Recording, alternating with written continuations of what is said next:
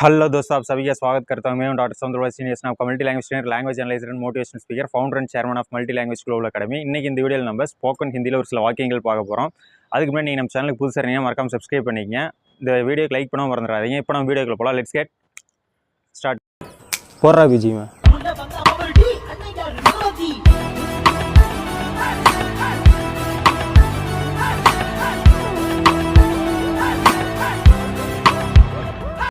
Okay friends, இப்போ நம்ம class பார்க்கலாம். நம்ம பார்க்கக்கூடிய ஃபஸ்ட் சென்டென்ஸ்ன்னு பாருங்கள்.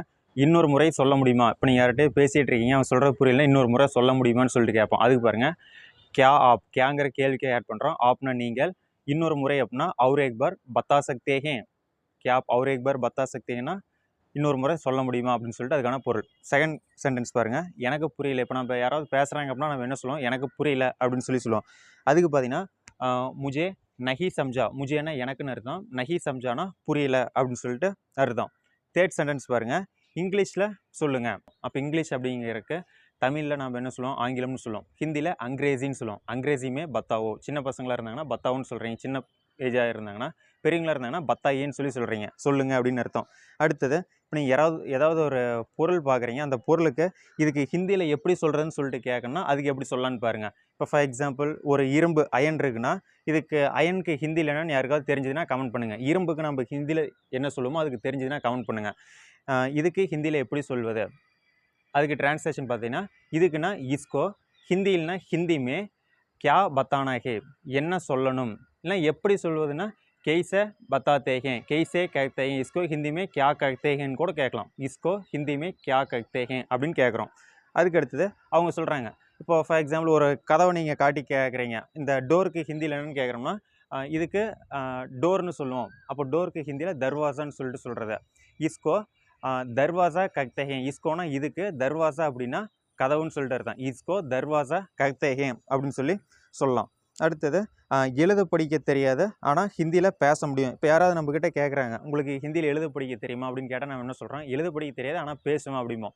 அப்போ எழுத படிக்கிறது அப்படின்னா எழுதுதல்னா லிக்னா, லிக்னா பட்னானா எழுதுதல் படித்தல், பட்னானா படிக்கிறது, லிக்னா பட்னா ஆத்தாகி அப்படின்னா வரும், இல்லைனா மாலும்கேனா தெரியும்னு அர்த்தம். லிக்னா பட்னா ஆத்தாகி இல்லைனா மாலும்கேன்னு சொல்லிட்டு.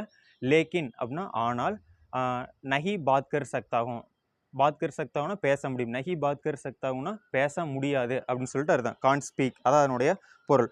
அதுக்கு அடுத்தது, அனைத்தும் தெரியும், எல்லாமே தெரியும்னு சொல்லிட்டு சொல்கிறோம். ஒரு வேலையாக இருக்கட்டும், எதுவாக இருக்கட்டும், இல்லை எனக்கு எல்லாமே தெரியும், எல்லாமே பண்ணும் அப்படின்னு சொல்லலாம். அதுக்கு எப்படி சொல்லலாம்னு பார்த்தீங்கன்னா, அனைத்தும் அப்படின்னா சப்குச் அப்படின்னு சொல்லலாம், பூரா அப்படின்னு சொல்லலாம். மாலும் ஹே, ஜான்தா ஹே, சப்குச் முஜே பத்தா ஹே, எல்லாமே எனக்கு தெரியும். முஜே அப்படின்னா எனக்குன்னு அர்த்தம், பத்தா ஹேனா தெரியும்னு அர்த்தம். அடுத்தது, ஒன்றும் தெரியாது அப்படிங்கிறோம். இப்போ எனக்கு இதில் எதுவுமே தெரியாது, கம்ப்ளீட்லி நான் பிகினர். அதுக்கு நான் என்ன சொல்லணும்னு பார்த்தீங்கன்னா, குச் பி நஹி மாலும் கே, முஜே குச் பி நஹி மாலும் கே அப்படின்னா எனக்கு ஒன்றுமே தெரியாது அப்படிங்கிற அதனுடைய பொருள். அடுத்தது, இப்போ தான் கற்றுக்கிட்டு இருக்கேன். இப்போ யாராவது ஒன்று கேட்குறாங்க, சரி இதெல்லாம் கற்றுக்குங்க அப்படிங்கிறப்போ, சரி எனக்கு இப்போ தான் பிகினிங் ஸ்டேஜில் இருக்குது, இப்போ தான் நான் கற்றுக்கிட்டு இருக்கேன், போக போக கற்றுக்கிறேன் அப்படிங்கிற மாதிரி சொல்லுவோம். அப்போ இப்போ தான் அப்படின்னா அப் அப்படின்னா இப்போன்னு அர்த்தம், அபி அப்படின்னா இப்போ தான் அர்த்தம். அபி மேனா நான் கற்றுக்கொண்டு இருக்கிறேன்னா சீக் ரகாகும், நீங்கள் ஃபீமில் இருந்தீங்கன்னா சீக் ரஹிகும்னு சொல்லிட்டு சொல்லணும். அபிமே சீக் ரகாகும், அபிமே சீக் ரஹிகும் இப்படின்னு சொல்கிறீங்க. அடுத்தது 11th சென்டென்ஸ் பாருங்கள், தினமும் 1 மணி நேரம் ஹிந்தி கற்றுக்கொள்கிறேன். அதாவது தினமே நான் 1 மணி நேரம் ஹிந்தி கற்றுக்கிறேன். இதுக்கு நம்ம எப்படி சொல்லலான்னு பார்த்தீங்கன்னா, தினமும்னா ரோஸ் அப்படின்னு சொல்கிறோம். ரோஸ் மேனா நான் ஹிந்தி சீக்தாகும், இல்லை சீக் ரகாகும். ஃபீமில் இருந்தீங்கன்னா சீக்தி ஹூன்னு சொல்லிட்டு சொல்கிறோம். சீக்னா அப்படின்னா கற்றுக்கொள்ளுதல், லேர்ன் அப்படின்னு அர்த்தம், கற்றல்.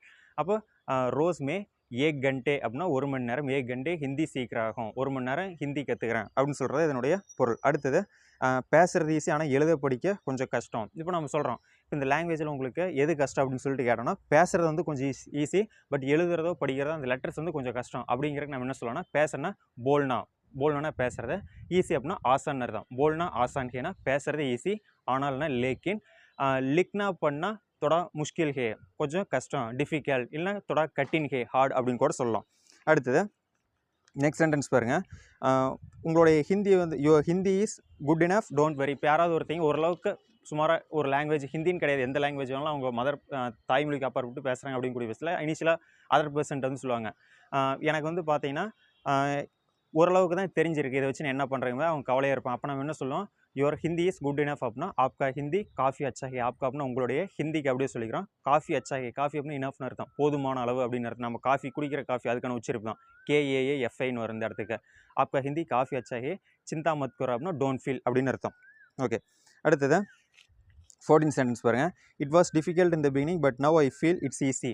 இப்போ நம்ம சொல்கிறோம் எப்படி இந்த அளவுக்கு ஹிந்தி பேசுகிறீங்க அப்படின்னு கேட்குறப்போ ஸ்டார்டிங்கில் கொஞ்சம் கஷ்டமாக இருந்தது, பட் இப்போ வந்து I feel it's good, I feel it's easy அப்படிங்கிறோம். அதுக்கு பாருங்கள், இட் வாஸ் டிஃபிகல்ட் இன் த பிகினிங்னா ஷுருமே, ஷுரு அப்படின்னா பிகினிங் எடுத்தோம், ஷுருமேனா ஆரம்பத்தில், அந்த இல்லுக்கு தான் மே ஆட் பண்ணுறோம். ஷுருமே தொட முஷ்கில் தா, முஷ்கில் அப்படின்னா கஷ்டம்னு அர்த்தம், முஷ்கில் தானா கஷ்டமாக இருந்தது பாஸ்ட் ஃபார்ம். இப்போ ப்ரெசென்ட்டு சொல்கிறீங்கன்னா முஷ்கில் ஹே கஷ்டமாக இருக்குன்னு சொல்கிறோம். அப்போ ஷுருமே தொட முஷ்கில் தா லேக்கின் அப் ஆசான் ஹே, இப்போ ஈஸியாக இருக்குது. லேக்கின் முஜே லக்தா ஹே கி அப் ஆசான் ஹே, முஜே லக்தா ஹே கி அப்படின்னா ஃபீல், நம்ம என்னவோ உணர்றோம், ஈஸியாக இருக்கிறத உணர்றோம் அப்படின்னா முஜே லக்தா ஹே கி அப் ஆசான் ஹே அப்படிங்கிறதா இதுக்கான பொருள். ஓகே, அடுத்தது 15th சென்டென்ஸ் பாருங்கள். You can speak as usual, no need to slow down. இப்போ யாராவது ஒருத்தங்க சொல்கிறாங்க ஃபஸ்ட்டு நீங்கள் இப்போ தான் ஹிந்தி கற்றுக்கிறீங்க அப்படிங்கிறப்போ உங்ககிட்ட அந்த நபர் பொறுமையாக பேசுகிறாங்க அப்படிங்கிறப்போ நீங்கள் என்ன சொல்லுவீங்க, நீங்கள் ஒன்றும் பிரச்சனை இல்லை, நீங்கள் எல்லாத்துலேயும் பேசுகிற மாதிரி வழக்கம் போலவே பேசுங்க, நான் வந்து அண்டர்ஸ்டாண்ட் பண்ணிக்குவேன் அப்படிம்போம். அதுக்கு பாருங்கள், யூ கேன் ஸ்பீக் ஆஸ் யூஷுவல்னா ஆப் ஹமேஷா கி தரக், ஹமேஷா அப்படின்னா ஆல்வேஸ்னு அர்த்தம், ஹமேஷா கி தரக்னா எப்பொழுதும் போல், ஓகேவா, ஆஸ் ஆல்வேஸ். ஆப் ஹமேஷா கி தரக் பாத் கர் சக்தே ஹை, you can speak as usual, no need to slow down. ஆப் தீரே கர்னா நெய் சாயே, தீரே கர்னா அப்படின்னா ஸ்லோ பண்ணுறது, தீரே கர்னா நெய் சாயேனா ஸ்லோ பண்ணுங்கிற தேவை கட்டாயம் இந்த இடத்துல கிடையாதுன்னு சொல்கிறது இதுக்கான பொருள். ஹிந்தியில் பேசக்கு நான் ரொம்ப முயற்சி செய்தேன், ஆனால் அதனால்தான் இப்போ நான் உங்ககிட்ட நல்லா பேச முடியுது. இப்போ நம்ம என்ன சொல்கிறேன், யாராவது ஒருத்தங்க கேட்டாங்க ஹிந்தியில் பேச வந்து நான் ரொம்ப முயற்சி செஞ்சேன், அந்த காரணமாக இப்போ என்னால் உங்ககிட்ட நல்லா பேச முடியுது அப்படிம்போம். அப்போ ஹிந்தி மேனா ஹிந்தியில், பேசுகிறதுக்குன்னா பாத் கர்னேக்கோ இல்லைனா பாத் கர்னே கேலியவும் சொல்லலாம், பாத் கர்னேக்கோ இல்லைனா பாத் கர்னே கேலியே. பாத் கர்னேக்கோனா பேசுவதற்கு, பாத் கர்னே கேலினா பேசுவதற்காக.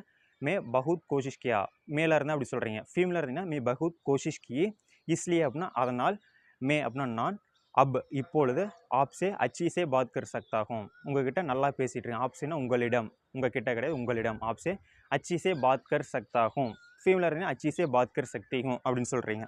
ஓகே, அடுத்தது முன்னாடி வந்து ஸ்டேஜில் பேசுங்க. இப்போ யாராவது ஏதாவது சொல்கிறாங்க அப்படின்னா ஓகே நல்லா பேசுங்க, முன்னாடி ஸ்டேஜில் வந்து பேசுங்க அப்படிங்கிறோம். அதுக்கு நம்ம எப்படி சொல்கிறோம், முன்னாடினா ஆகேன்னு அர்த்தம், ஆகே ஆக்கர் அப்படின்னா வந்து, ஆனானா வருதல், அப்போது ஆகே ஆக்கர்னு சொல்லலாம், ஆகே ஆக்கேன்னு சொல்லலாம். ஆகே ஆக்கர் ஸ்டேஜ் மே பாத் கீஜியே, ஸ்டேஜ் மேனா ஸ்டேஜுக்கு அப்படியே சொல்லிக்கிறான், ஸ்டேஜ் மே பாத் கர்னா இஸ் த மெயின் வேர்ப், அப்போது பாத் கீஜியே. இதே வித்தவுட் ரெஸ்பெக்ட் சின்ன பசங்க பிள்ளைங்க இருக்காங்கன்னா பாத் கரோன்னு சொல்கிறோம், பெரியவங்களா இருந்தால் பாத் கீஜியேன்னு சொல்லிட்டு சொல்கிறோம். ஓகே தான். அடுத்தது this is a first time in my life before this I have been talked in stage. அப்போ அவங்க வந்து சொல்கிறாங்க என்னோடய லைஃப்பில் இதுதான் நான் வந்து ஃபஸ்ட் டைம் ஸ்டேஜில் பேசுகிறேன், இதுக்கு முன்னாடி என்னோடய வாழ்க்கையில் நான் எங்கேயும் பேசினது கிடையாது அப்படின்னு சொல்கிறோம். அதுக்கு எப்படி சொல்லலான்னு பார்த்தீங்கன்னா எஹி மேரா பெஹ்லி பார் ஹே, ஓகேவா. அப்போ எஹி அப்படின்னா இதுதான் அப்படின்னு அர்த்தம், மேரி அப்படின்னா என்னுடைய, பெஹ்லி பார் அப்படின்னா ஃபர்ஸ்ட் டைம் அப்படின்னு அர்த்தம்.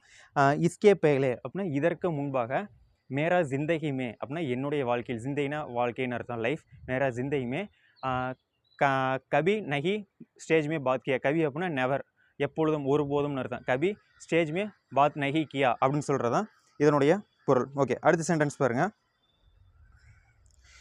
ஐ have been speaking Hindi since my childhood. இப்போ யாராவது உங்களை ஒருத்தர் பேச உங்களோட தாய்மொழி ஹிந்தி இல்லாத பட்சத்தில், தாய்மொழி ஒரு தமிழாவோ கன்னடமோ மலையாளமாவோ இருக்குது, அப்போது உங்ககிட்ட ஒரு ஃப்ரெண்டோ ஃபேமிலி மெம்பரோ ரிலேஷனோ யாராவது ஒருத்தங்க கேட்குறாங்க, என்ன கேட்குறாங்கன்னா எப்படி ஹிந்தியில் இந்த அளவுக்கு நல்லா பேசுகிறீங்க அப்படிங்கக்கூடிய பட்சத்தில், நான் பிறந்தது வளர்ந்தது எல்லாமே தமிழ்நாடாக இருந்தாலும் என்னோடய தாய்மொழி தமிழாக இருந்தாலும் சின்ன வயசுலேருந்து பேசுறதுனால எனக்கு வந்து அது தெரியுது அப்படிங்கிறோம்.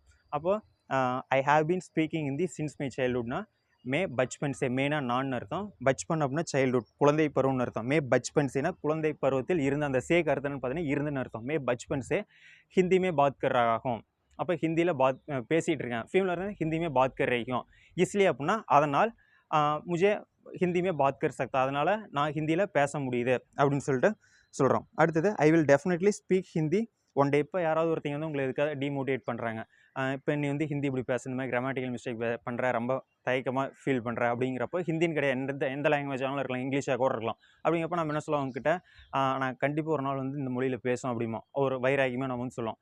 அதுக்கு நம்ம என்ன சொல்லணும்னா மே பில்குல், மேனா நான், பில்குல்னா நிச்சயமாக டெஃபினெட்லி அப்சல்யூட்லி, ஏக் தின் அப்படின்னா ஒரு நாள், ஹிந்தியுமே பாத் கருங்க ஹிந்தியில் பேசுவேன் அப்படிங்கிறதுக்கான பொருள். சென்டென்சஸ் வந்து நான் உங்களுக்கு டிஸ்பிளே பண்ணியிருப்பேன் பாருங்கள், அந்த 5 கொஸ்டின்ஸ்க்கு நீங்கள் வந்து ஹிந்தியில் ட்ரான்ஸ்லேட் பண்ணுங்கள். இந்த வீடியோ வந்து சிங்கிள் டேக் வீடியோ, நம்ம வீடியோவில் நான் இதுவரைக்கும் சொல்லாத ஒரு விஷயத்தை சொல்கிறேன், நம்ம சேனல் அப்லோட் பண்ணியிருக்க மோஸ்ட் ஆஃப் த வீடியோஸ் பார்த்தீங்கன்னா எல்லாமே சிங்கிள் டேக்கில் தான் இருக்கும், இந்த வீடியோவும் பார்த்தீங்கன்னா சிங்கிள் டேக் வீடியோ.